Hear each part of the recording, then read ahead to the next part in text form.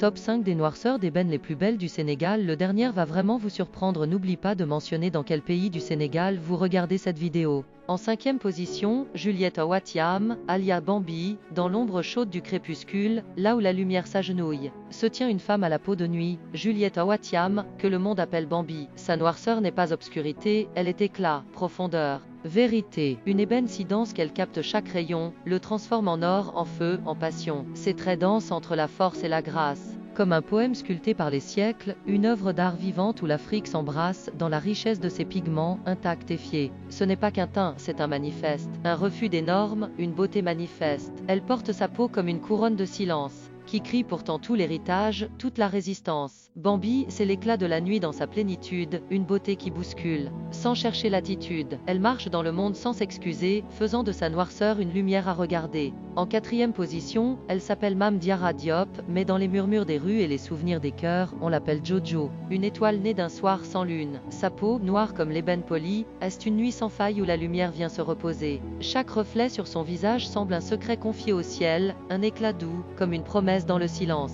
Dans sa démarche, il y a le rythme d'un tambour ancien, une grâce qui ne s'apprend pas, mais qui naît avec celle qui porte en elle. L'histoire d'un peuple, la fierté d'un continent. Ses yeux, deux lanternes calmes dans une mer d'ombre, ils ne brillent pas, ils envoûtent. Ils ne cherchent pas, ils trouvent. Et quand ils se posent sur toi, c'est tout ton monde qui devient poésie. Jojo, c'est la beauté qui défie les standards, une reine sans couronne, car sa noblesse est dans l'allure. Elle ne ressemble à personne. Et c'est en cela qu'elle ressemble à tout ce qu'on espère voir. En 3e position, Penda Guissé, plus connue sous le nom de Kodou Samb, c'est une nuit sans lune, profonde et majestueuse, dont la noirceur ne cache pas, mais révèle.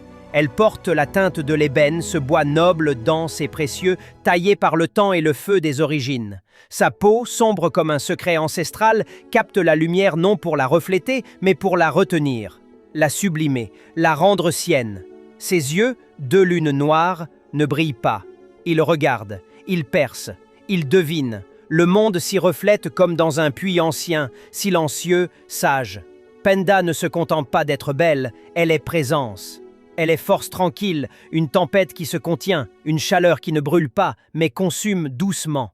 La noirceur d'ébène chez elle n'est pas absence de lumière, elle en est l'origine. En 2e position, Fatou Ndiaye, femme du célèbre chanteur Bass Thioung, incarne une beauté qui transcende les standards habituels. Une beauté à la fois naturelle, noble et empreinte de profondeur. Son teint, d'un noir ébène éclatant, raconte l'histoire d'un continent riche, fier et majestueux. Sa peau lisse capte la lumière avec une grâce rare, comme un velours sombre caressé par le soleil. Son regard, profond et enveloppant, semble capable de lire au-delà des mots. Il y a dans ses yeux une sagesse tranquille, une intensité douce, une lumière intérieure qui touche l'âme. Ses traits sont à la fois forts et délicats. Les courbes de son visage, parfaitement dessinées, évoquent la sculpture, celle qu'on retrouve dans les arts anciens d'Afrique de l'Ouest, plein de sens, de spiritualité et d'émotion. Sa bouche, pleine et expressive, s'ouvre avec une élégance qui donne du poids à chacun de ses mots. Mais la vraie beauté de Fatou Ndiaye dépasse l'apparence.